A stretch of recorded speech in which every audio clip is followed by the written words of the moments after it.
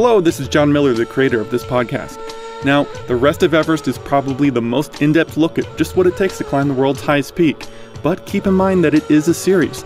And if you're checking out the podcast for the first time, do yourself a favor, go back to episode 0 and watch everything in order. That's really the right way to enjoy it. Thanks so much.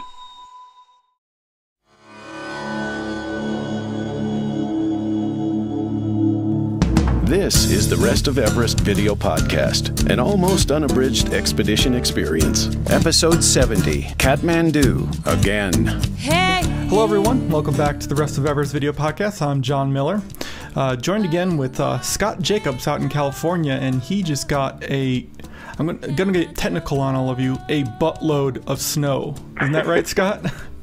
That's right. I'm practically buried here. How are you doing, John? I'm doing great. I want to thank everyone who sent wonderful emails about congratulating my wife Heidi and I about the birth of our son Sam. He's doing great. Heidi's doing great. It's just wonderful. I love being a father, and Heidi loves being a mother. So got to get you out, Scott, to visit little Sam. Oh, I can't wait to meet him. All right. Well, this week we're gonna return to Kathmandu in the podcast, and there's some pretty cool stuff that we see along the way. So enough talking, as I like to say. Let's get back on the road. Here we go.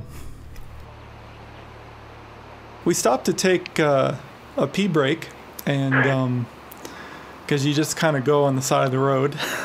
It's just protocol there. Whenever you need to. And I did notice that the side of the road is just trashed. It's just like a garbage dump. Because, they just don't have the infrastructure to have, landfills and whatnot. So there's just a lot of garbage along the side of the road, which is really a shame. It's a very different way of thinking about trash.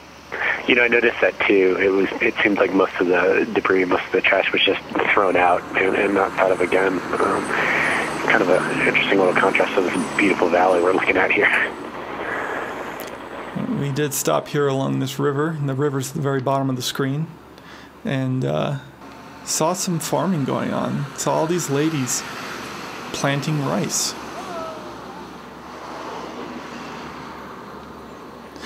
As you drive, you see all these rice fields and everything, if that's the correct term. But, they're just everywhere, because rice is, a main staple. And you just wonder how much work does it take to plant all that? Well, we got a pretty good schooling in it.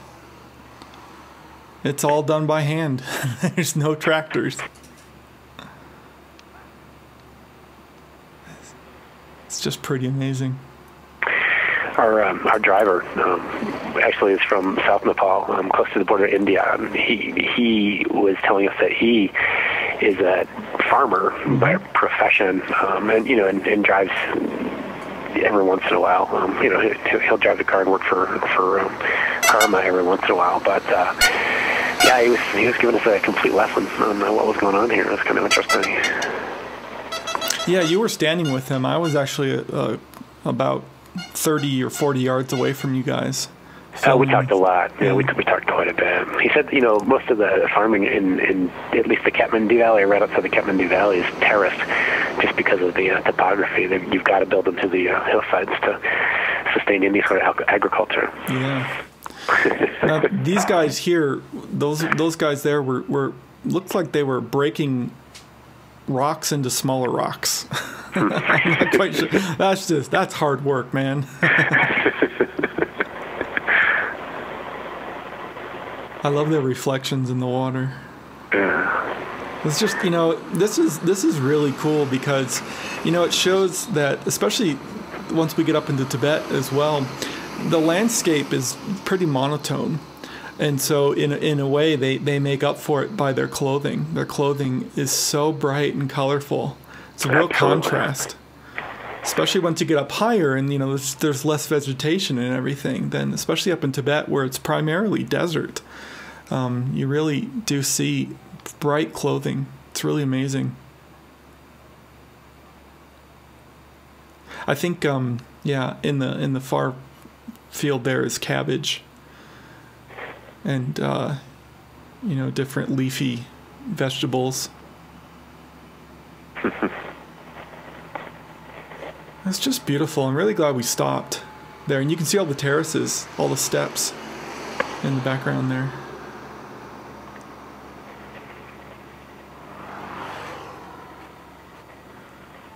Put my wide angle lens on here. I think I do a talk here. I think I say something. So this is the road back to Kathmandu, and just decided to take a break and look at some of the agriculture down there. They're planting rice and cabbage, getting ready to harvest cabbage, it looks like.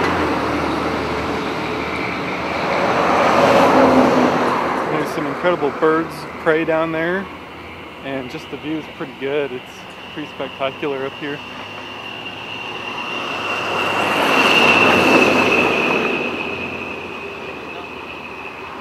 Yeah, all those buses, all that traffic.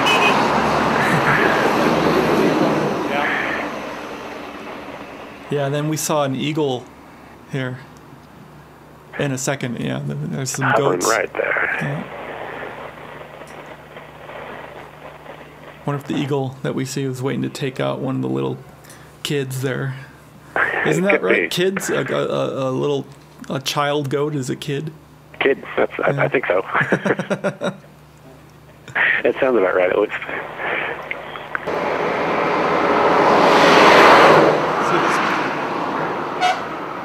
I tell you, that road was something else. Yeah. It really was dangerous. Oh, here you go. You'll see in a bit. We'll get back in the car and we'll head into a traffic jam a little bit later as we were driving up a hill to get to the top where you overlook the Kathmandu Valley. Then you descend down. And although I don't have footage of it, we saw an ambulance. And there was someone injured inside of it, and there just was nothing they could do. Yeah, here we go, winding up to the hill to drop down into the Kathmandu Valley, and you'll see all the vehicles come to a stop because there's a traffic jam, and the ambulance came up from behind us and just got completely stuck in the snarl of traffic here. Because, I mean, this is the main highway. This is the best road in the country. And, you think, oh my goodness, what if I got hurt? There's just nothing really they can do because they can't get you into Kathmandu. We truly were bumper to bumper, and there are no lanes of traffic working here. It's every car for itself.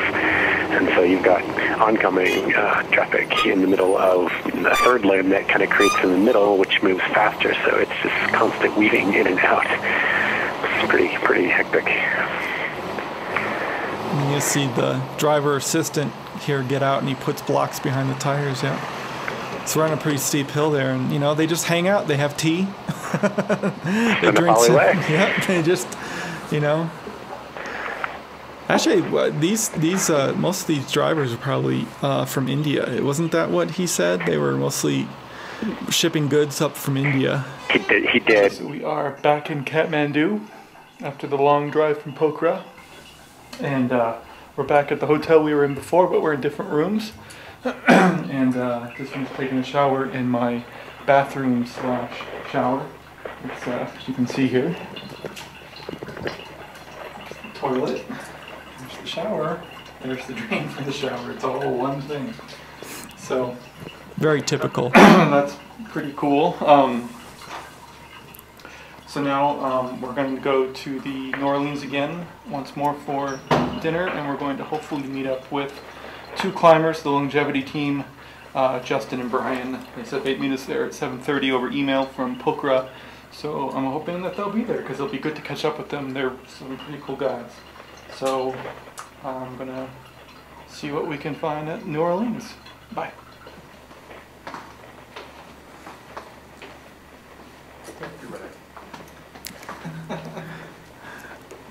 So, okay, now I'm going to actually take you guys on the full walk to the New Orleans Cafe, which we like to eat at. This is us leaving the hotel here. Really nice courtyard where we'd eat breakfast and have tea. But yeah, this will be the full the full route. So you'll see, you know, just what it's like to really walk around in Tamil. You've seen lots of it. You probably haven't seen much at night. But here you go to the front desk and you drop off your key. They're very nice at the front desk. Really took care of us.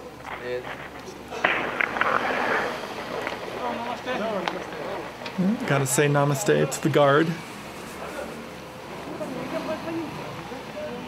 So remember, there's always a guard at the hotels to only let patrons of the hotel in.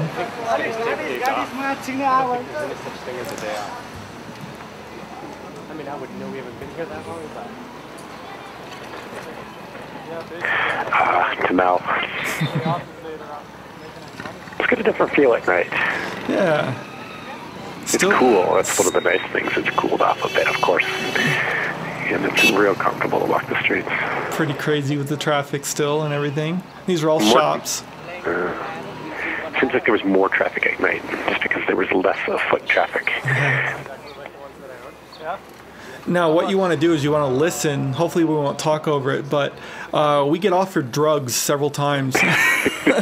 You'll hear a guy asking if we want any hash or marijuana or anything. I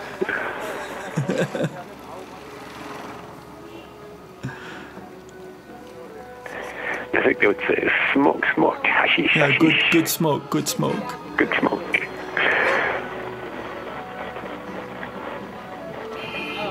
I think it's right outside the New Orleans. But yeah, we're going to try to meet up with Justin and Brian, the longevity team climbers. And I met them actually in Fort Collins. I met Justin at the Banff Mountain Film Festival as it was traveling around to Colorado State University. And Major King and I went together and saw Justin handing out flyers about trying to get a fundraiser to raise money for the charity that they were climbing for.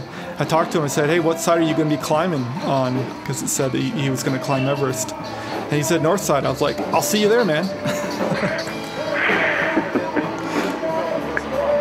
Always music playing at night here. And we do meet up with Justin and Brian at Everest Base Camp, and they're the guys they've got footage all the way up to the summit.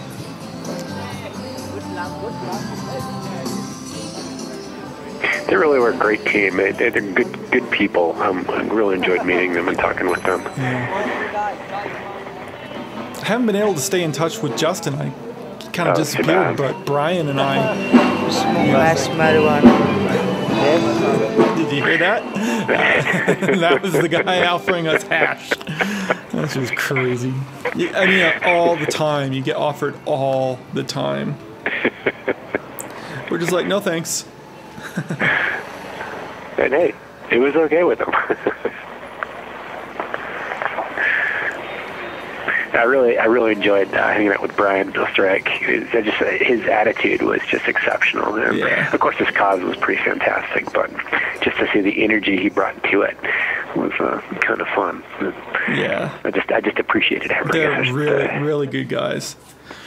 So real quick before we make it all the way, that's the coolest waiter in the world right there, man. That guy was so nice, so cool.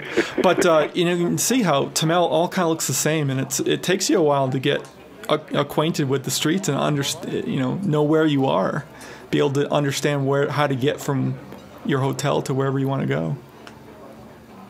So I emailed them from Pokhara to say, let's try to meet up. Doing well. How you doing? Great. I expected to see you with a beard and everything. Yeah, man. Everything came off. It's all shaved. We're all good. John? This is Brian. Brian, nice to meet you. Seen you on TV. Oh, wow. I haven't seen I'm that. Todd. You're Todd? Todd, nice to meet you. You guys want to share a table together? Yeah, it'd be great. This one okay? Todd was there, a friend of theirs.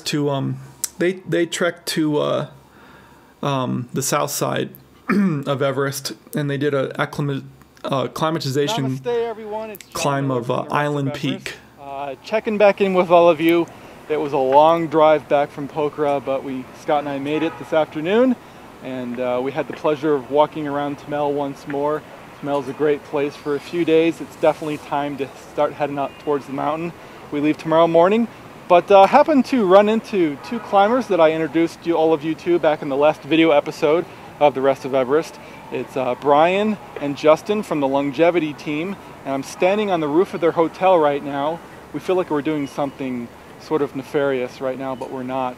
But I wanted to reintroduce these guys to you because they've got an Everest climb coming up. They're going to leave tomorrow morning for Tibet. They're going to head up the Friendship Highway towards base camp. Meanwhile, Scott and I will fly to Lhasa and drive down the Friendship Highway to base camp, and we should coincide at base camp right around the same time. So basically, I just want to introduce them to you and let you know that we will be following their climb, so please stay tuned to the podcast. But right now, I'm going to hand the phone over to Justin and just let him say hello to all of you. So here's Justin. Hold on. Hello everybody, this is Justin Hewitt saying hello to the Rest of Everest kind of fan base, and we are here with John in Kathmandu. Brian and I have been planning this climb with longevity for about 6 or 7 months now, and it's getting down to the wire. We're leaving tomorrow morning. We've acclimated on Island Peak and we're feeling healthy and really excited that all you guys are semi-interested in what we're doing, and hope you guys can follow along as we progress up the mountain and hopefully go for our summit. So I just wanted to say hi, and I will pass you on to my climbing partner Brian. Hey everyone out there, it's great to have such an excellent audience. John has told us all about you guys, and it's really exciting for us to have such a solid fan crew.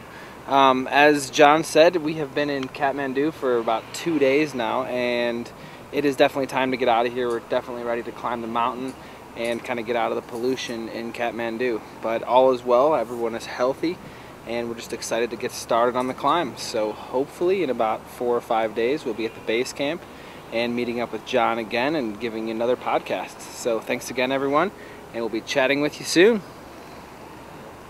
I think that's something. That's cool. Published. Published. Wow. Yeah, I want to hop on there and hear it. Yeah. So we could actually go check it right now? Yeah. That's really Want cool. to go do that? Yeah, I I was think I totally might. going to go to the internet cafe anyways. So really, I mean, that's all there is to it. You call a Damn. number, you enter a few digits, and then you record a voicemail message. And just think of it as a voicemail message. I mean, I know it can be kind of intimidating, No, you just got to do it. but Yeah. you just do it, and that you press 2 for publish. You can press 1 to listen to it again, but that just takes up minutes. Yeah. Or you can just press 2 for publish, and right now, people are downloading it all over the world. Cool. I mean, that's the thing. That's in That's a what it's all nutshell. about. People are downloading it right now That's amazing. because it's been added. That's So- amazing.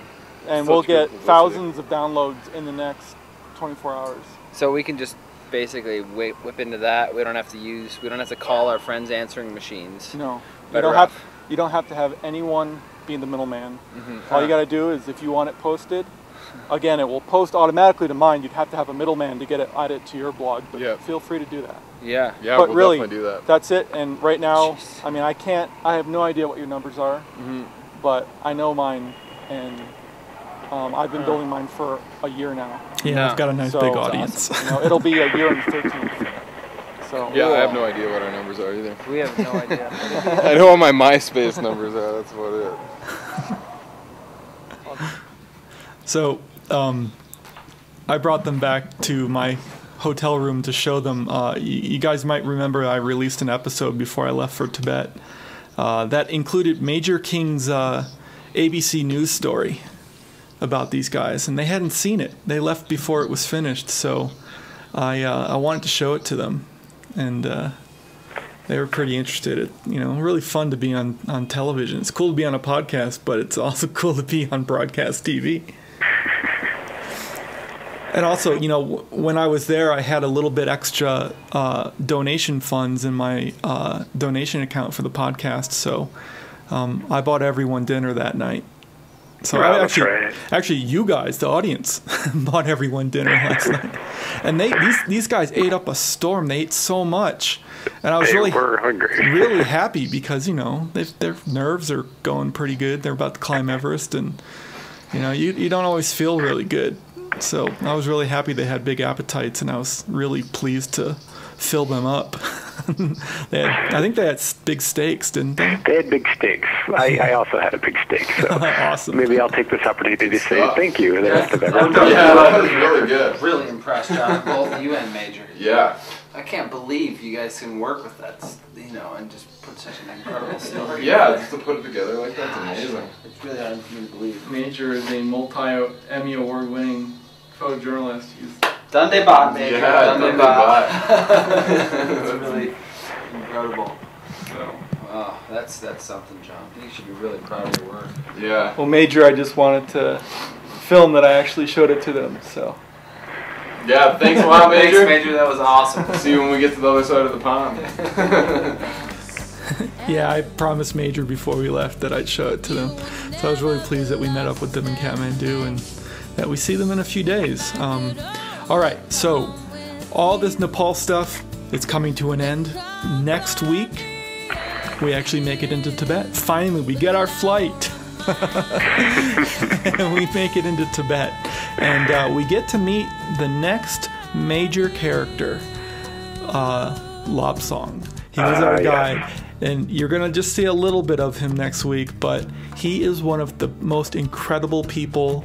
Scott and I both agree, the most incredible people we've ever met in our entire life. He is the future of his country. So keep your eye on him. He's pretty amazing. Yeah, he's a wonderful, wonderful guy. So thanks so much, Scott. I really appreciate you joining me again. John, thank you. It's a pleasure. It makes all the difference in the world. So, all right, everyone, stay tuned for next week. We get to Tibet, and if you're still interested in buying a T-shirt, they're still available. I gotta promote that. I still got a few T-shirts left. Just go to my website, and I really want to say thank you to everyone who's made donations recently, and again, all the emails. Really appreciate all the congratulatory emails. So, all right, we will see you next week. The Rest of Everest is downloaded all over the world every week. If you enjoy watching and would like to show your support, then take a look at my website. Aside from having lots of additional blog entries from the expedition updated every week, there's this little donation button on every page. Now, many of you have pressed that button, and your generous contributions are helping to cover my hosting fees. If you haven't donated but would like to, then just contribute any amount. In return, I'll give you access to the video and audio dispatches I sent out while we were actually at Everest. It's pretty interesting stuff. Contribute $25 or more, and I'll even throw in an iPod-compatible version of the film Everest: The Other Side. That's the project the entire podcast here is based on. As always, our announcer is Marlon May, and our music is provided by Wendy Wu. Check her out at wendywu.com. Thanks so much, everyone, and we'll see you next week. Thank you for watching The Rest of Everest. For more information on the expedition, please visit therestofeverest.com.